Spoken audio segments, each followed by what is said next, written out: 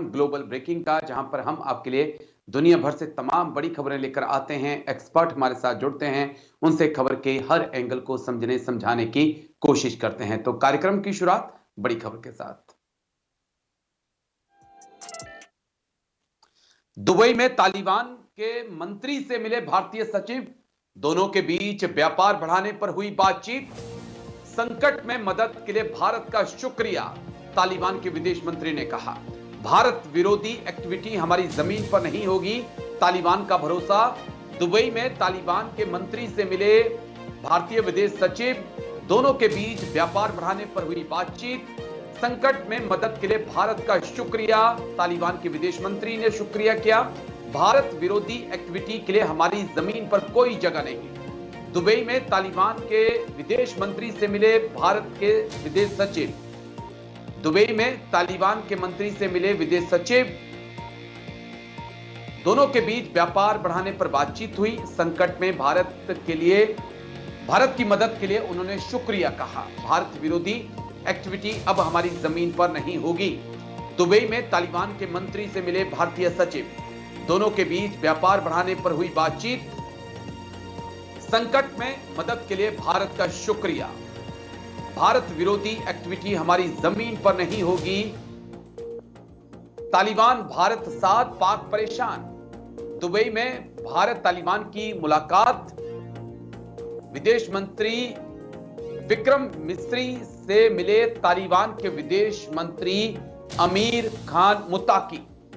क्षेत्रीय विकास सहित कई मुद्दों पर चर्चा हुई और सबसे अहम बात की पहली उच्च स्तरीय द्विपक्षीय यह वार्ता थी जो दुबई में हुई। Next graphics.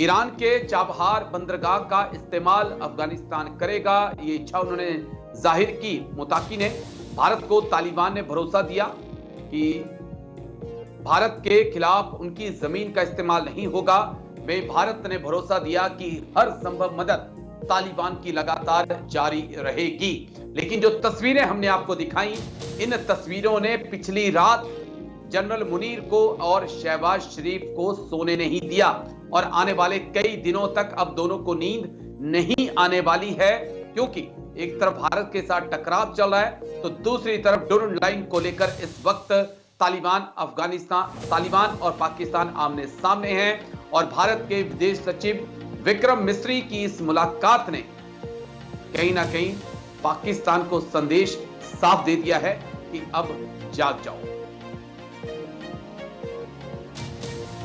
तो हमारे साथ जाने माने defence expert group captain BN Jha sir जुड़ चुके हैं। उन्हीं से समझने की कोशिश करेंगे कि क्या वाकई में जनरल मुनीर को और शहबाज शरीफ को नींद आई होगी इन पिक्चर देखने के बाद या नहीं आई होगी। सर जय हिंद, बहुत बहुत शुक्रिया समय देने के लिए। Thank you sir.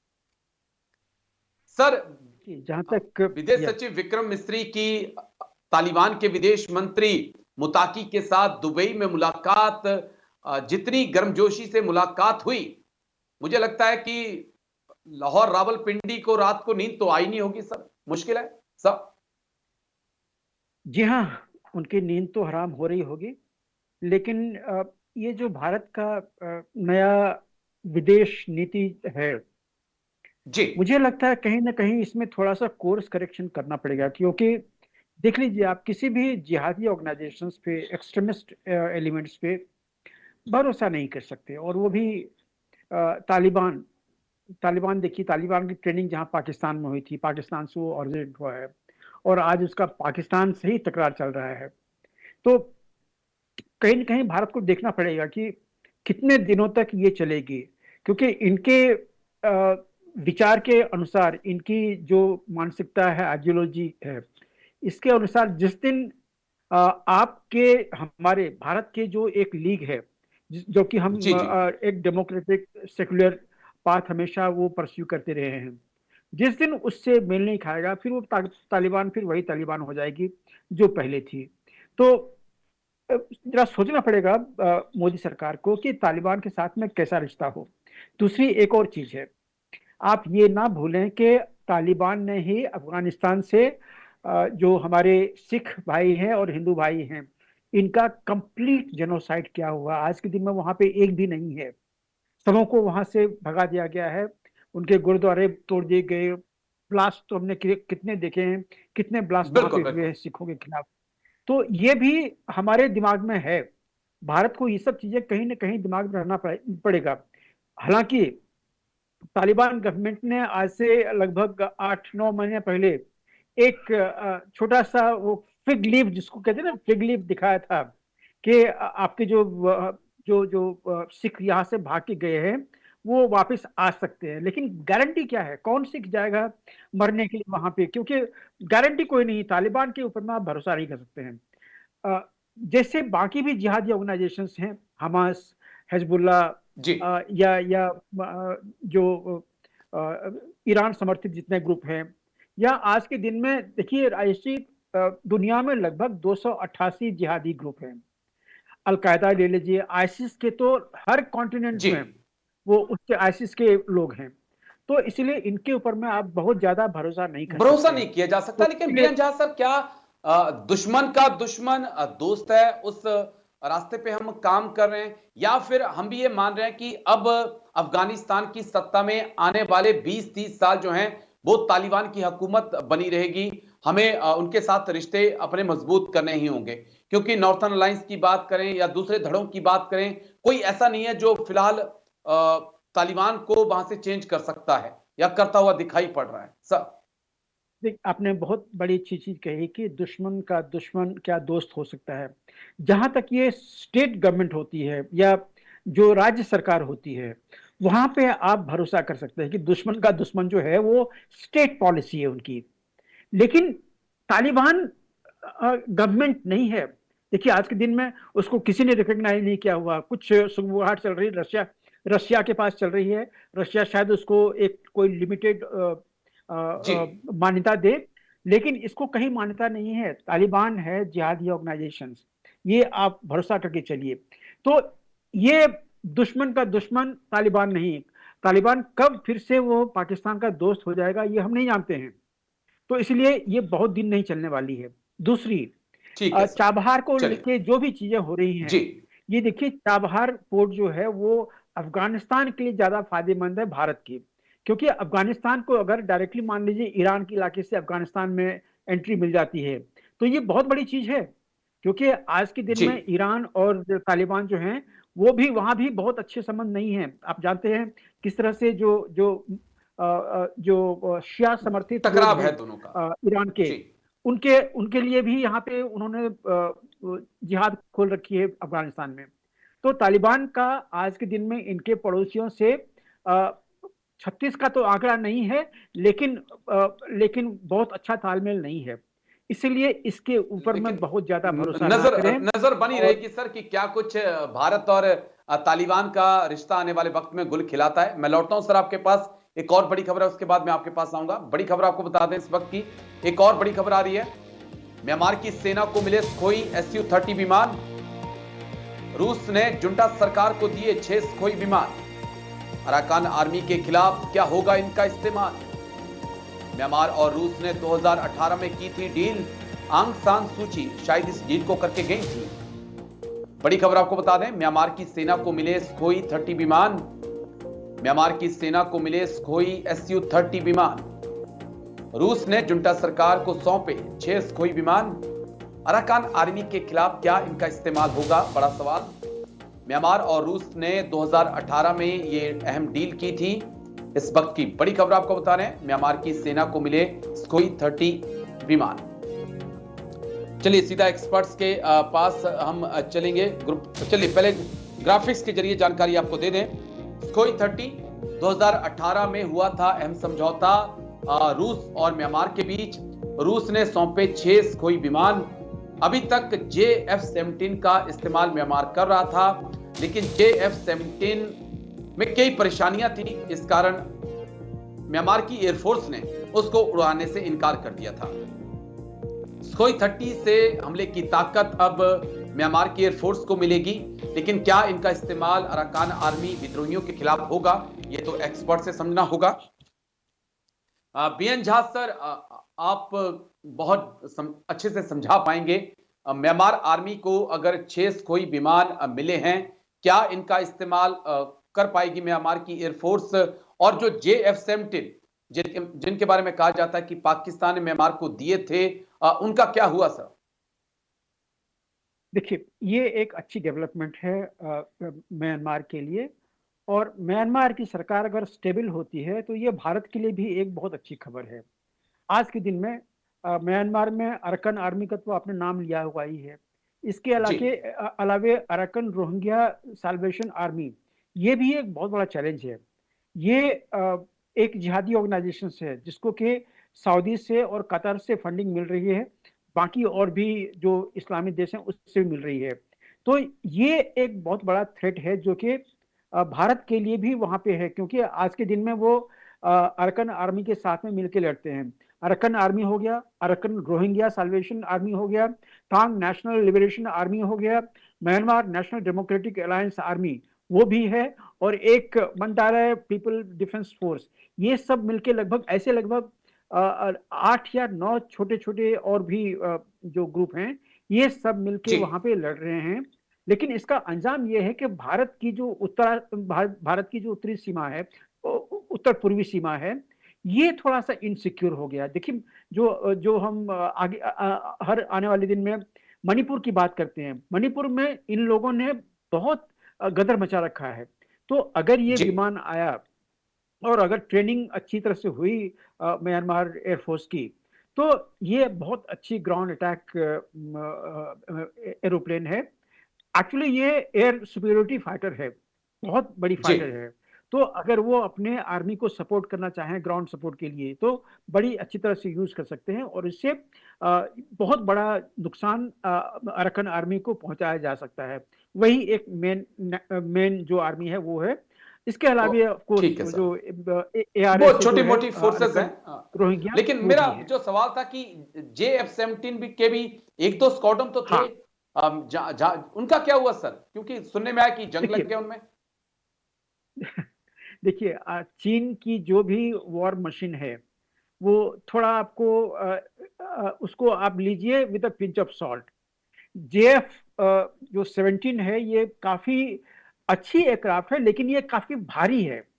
इसके जो ओके, जो मशीनरी जो है, इसके इंजन, उस चीन ने कॉपी किए हुए हैं। मिग जो परिष्कृत मिग जहाज थे रशिया के, उसको जी, कॉपी किया हुआ है। तो कॉपी करना, अब आप हमेशा सक्सेसफुल नहीं होते हैं। तो आज के दिन में चाहे J11 ले लीजिए, J17 ले लीजिए, यहाँ तक कि आप J21 ले लीजिए, ये 5th जी, जनरेशन उसको एयरक्राफ्ट कहते हैं, लेकिन ये बहुत कामयाब नहीं हो रहा है। इनकी जो मारक क्षमता है बहुत अच्छी नहीं है। हमारा रफाल जो है, हमारा MiG-29, हमारा मिराज जो है कोई, एयरक्राफ्ट है, जी, ये उसके कंपैरेबल हैं। सिर्फ उसकी जो सिग्नेचर है रडार की वो कम होती है, बाकी एयरक्राफ्ट में ज्यादा दम नहीं है। तो अगर म्यांमार J17 को डिस्कार्ड कर रही है तो ये बहुत अच्छी चीज है, और ये अच्छी चीज भारत के लिए भी संकेत है। क्योंकि अगर ठीक है सर। चीन का प्रभाव कम हो यहाँ पे म्यांमार में, तो भारत के लिए अच्छी खबर होगी। और आप जानते हैं भारत और म्यांमार के संबंध बहुत अच्छे थे। कभी एक ऐसा भी समय था जबकि भारत के हेलीकॉप्टर म्यांमार में जाके अपने जो विद्रोही जो जो मिलिटेंट्स बिल्कुल, थे बिल्कुल। उनके ऊपर में कार्रवाई की थी। सिर्फ एक प्रॉब्लम है म्यांमार के लिए, जब भी म्यांमार को UNSC में खड़ा किया जाता है, कटघरे में खड़ा किया जाता है, उस समय में म्यांमार को एक सपोर्ट चाहिए जो कि रशिया, वो भी P5 का नेशन है, वो सपोर्ट दे सकता है। अभी तक वो सपोर्ट चाइना दे रहा था। तो चाइना अगर सपोर्ट देता है तो उसके बदले में वो कुछ ना कुछ लेता है। तो इसीलिए ये अच्छी खबर है भारत के लिए कि अगर म्यांमार रशिया की तरफ टिल्ट हो तो ये भारत के हक जी, में है, जिससे कि चाइनीज खतरा जो है हमारे नॉर्थ ईस्टर्न स्टेट पे वो थोड़ी थोड़ा सी कम हो। बिल्कुल सर। चलिए मैं लौटता हूं सर, क्योंकि एक और बड़ी खबर आ रही है, उसके बाद मैं आपके पास आता हूं। इस वक्त की बड़ी खबर आपको बता दें, एक और बड़ी खबर इस वक्त की, इजराइल के नए मानचित्र पर मचा बवाल। जॉर्डन, कतर, UAE ने इसका विरोध जताया। इजराइल ने यहूदी राज्य का मानचित्र दिखाया। इजराइल के मानचित्र में कई अरब देश शामिल हैं। इजराइल के नए मानचित्र पर मचा बवाल। जॉर्डन, कतर, UAE ने जताया विरोध। इजराइल के नए मैप पर मचा बवाल। बड़ी खबर आपको बता दें, जॉर्डन, कतर, यूएई ने इसका विरोध जताया है।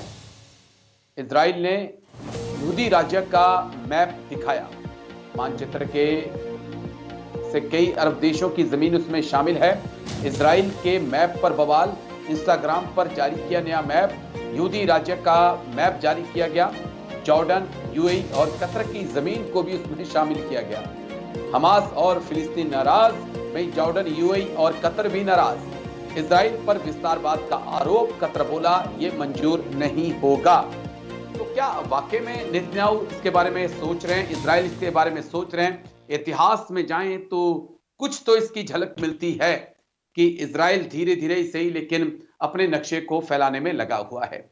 सर, एक नया नक्शा, जॉर्डन, यूएई, कतर तक की जमीन उसके अंदर, क्या वाकई में इजराइल ग्रेटर इजराइल के बारे में सोच रहा है क्या? देखिए, ये एक दूरदृष्टि वाली एक स्टेप है इसराइल की। इसराइल को हमेशा सबों ने दबाया हुआ है, इसके जितने खास करके पड़ोसी हैं। आज के दिन में जो वास्तविक ग्राउंड स्थिति है वो ये है कि गाजा में ज्यादातर जो कंट्रोल है वो इसराइल की है।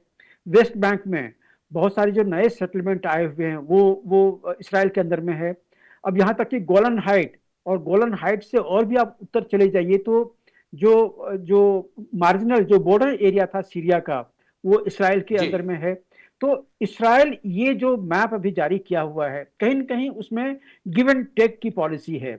ये कतर ऑफ कोर्स थोड़ी सी रेडिकुलस लगती है कि कतर में कैसे जाके इसराइल अपना कब्जा कर सकता है, लेकिन ये सोची समझी एक नीति है इसराइल की।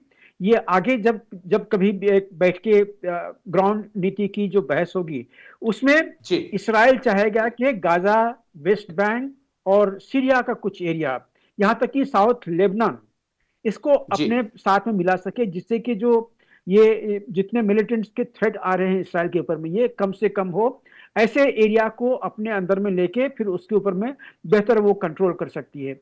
मुझे यही लग रहा है कि आगे कुछ और नई जो डिस्कशन है होगी वो टेबल पे होगी, और वो डिस्कशन होगी mostly West Bank, Gaza, southern Lebanon और गोलन हाइट के आसपास के जो सीरिया ओके के सर, इलाके हैं उसको लेने की। ठीक है सर। चलिए मैं लौटता हूं सर, एक और बड़ी खबर अमेरिका से आ रही है, उसके बाद मैं आपके पास आऊंगा। अमेरिका से बड़ी खबर इस वक्त की आपको बता दें, अमेरिका में भयंकर आग, अमेरिका के लॉस एंजलिस में भयानक आग लगी हुई है। 3 जंगलों की आग में 3000 एकड़ की जमीन जल चुकी है। 30,000 से ज्यादा लोगों को निकाला गया है। आग में जलकर खाक हो सकता है हॉलीवुड। बड़ी खबर आपको बता दें, अमेरिका के लॉस एंजल्स में भयानक आग, 3 जंगलों की आग और 3000 एकड़ जमीन पर फैली। 30,000 लोगों को वहां से निकाला गया है। आग में जलकर हॉलीवुड खाक हो सकता है। बड़ी खबर आपको इस वक्त की बता रहे हैं। तो ये तस्वीरें भी आप देख सकते हैं, अमेरिका में आग ही आग, कई शहर आग की चपेट में हैं। 30,000 लोगों को रेस्क्यू किया गया है, लेकिन जहां नजर जाती है वहां आग ही आग नजर आती है। आग पर काबू पाने का प्रयास जारी है, लेकिन जिस स्तर पर आग लगी हुई है उसने कई सवाल खड़े कर दिए हैं। ये तस्वीरें आप देख सकते हैं, अमेरिका से आई ये तस्वीरें जहां पर जंगलों में आग ही आग लगी हुई है। बीएन झा सर, 2 दिन पहले हम देख रहे थे अमेरिका में एक बड़ा बर्फीला तूफान आया था, वहां पर कई लोगों की मौत हो गई थी और कहा जीवन अस्त व्यस्त हो गया। अब बर्फीला तूफान गया नहीं था, उससे पहले आग लग गई। ये हो क्या रहा है सर दुनिया में? देखिए, ये जो आग लगी है ये तो पहले भी जैसे ऑस्ट्रेलिया में हमने देखा था। ऑस्ट्रेलिया जी, जी, में जी, बड़े बहुत बड़े भूभाग में इस तरह की आग लगी थी। ये जो लॉस एंजलिस में जो ये जो फायर है ये बड़ी अनकंट्रोल्ड है। हमने देखा हुआ है कि जो जो हाइट पे जो घर बसे थे, ऐसे सैकड़ों घर जो हैं जल के ऑलरेडी खाक हो गए हैं। आज के दिन में हॉलीवुड के ऊपर में ये खतरा मंडरा रहा कि अगर अगर आग फैला तो हॉलीवुड जो है वो बहुत बड़े खतरे में आ सकता है। हो सकता है कि हॉलीवुड में भी हॉलीवुड भी जल के खाक हो जाए। ये ऐसी थ्रेट है अगर ये ऐसी चलती रही। लेकिन देखिए, ये दो अलग अलग इलाके हैं। सर्दी का जी, मौसम है। सर्दी के मौसम में जितने जो पहाड़ी पे जो पेड़ पौधे होते हैं, उसके पत्ते झड़ जाते हैं, जो जो पत्ते सूख के नीचे गिरे उसमें आग बड़ी जल्दी फैलती है। तो ये प्रॉब्लम वहां पे हो रहा है। दूसरी तरफ जहां की हम बात कर रहे थे कि 2 दिन पहले के जो बर्फीली तूफान आई हुई थी, वो बिल्कुल अलग, वो अलग एरिया था वहां पे। जो ये जो एक्सट्रीम क्लाइमेट्स आज के दिन में हो रहे हैं, उसके जी। चलते इस तरह के बर्फीले तूफान, फ्लड, ये सब चीजें वहां पे हो रही है, वो एक अलग चैप्टर है। लेकिन ये जो आपने कहा लॉस एंजलिस का, लॉस एंजलिस में आग के चलते बहुत बड़ी थ्रेट है। वहां की बहुत बड़ी सिविलियन आबादी जो है, वो बिल्कुल जितने सारे घर हैं वो नष्ट हो सकते हैं, और हॉलीवुड के ऊपर भी खतरा भी मंडरा एक रहा है, जैसा अभी बड़ा नजर आया। खतरा है। चलिए लौटता हूं सर, मैं आपके पास एक और बड़ी खबर आ रही है इस वक्त की, उसके बाद मैं आपके पास आता हूं। एक और बड़ी खबर आपको बता दें, उसके बाद एक्सपर्ट्स के पास लौटेंगे। डोनाल्ड ट्रंप ने हमास को दिए 12 दिन, बंधक छोड़ो नहीं तो बर्बाद कर दूंगा। 20 जनवरी को शपथ लेने जा रहे डोनाल्ड ट्रंप। ईरान पर भी एक्शन की तैयारी में ट्रंप। डोनाल्ड ट्रंप ने हमास को दिए 11 दिन। डोनाल्ड ट्रंप ने हमास को दिए 11 दिन, बंधक छोड़ो नहीं तो सब बर्बाद कर दूंगा। 20 जनवरी को डोनाल्ड ट्रंप शपथ लेंगे। डोनाल्ड ट्रंप ने हमास को दिए 11 दिन। 11 दिन हमास के पास बचे हैं, बंधकों को छोड़ दो, नहीं तो डोनाल्ड ट्रंप ने कहा कि मैं आ रहा हूं, आपके लिए नरक का दरवाजा खोल दूंगा। जल्दी से एक बार ग्राफिक्स, उसके बाद बीएन झा सर के पास हम चलेंगे। हमास को नर्क में भेजने की तैयारी, डोनाल्ड ट्रंप की हमास को चेतावनी। 11 दिनों के अंदर बंधक रिहा करो, हमास लड़ाकों को नर्क नहीं तो मैं भेज दूंगा, डोनाल्ड ट्रंप ने कहा। Next graphics.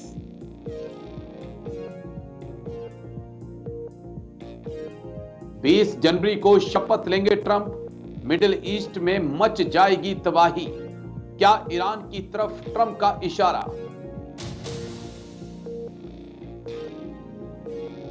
हमास हिजबुल्लाह बशर कमजोर हो चुके हैं, हुती के खिलाफ ऑपरेशन तेज है। इसके बाद क्या ईरान की बारी है, यह समझना होगा। और सीधा बीएन झा सर के पास हम चलेंगे। Group captain BN Jha sir, थोड़ा समझाइएगा। डोनाल्ड ट्रंप कहते हैं कि 12 दिन दिए हैं मैंने, उनमें से भी अब 11 दिन ही बचे हैं, कि बंधकों को छोड़ दो नहीं तो मैं नरक का दरवाजा खोल दूंगा, मिडिल ईस्ट में तबाही मच जाएगी। सब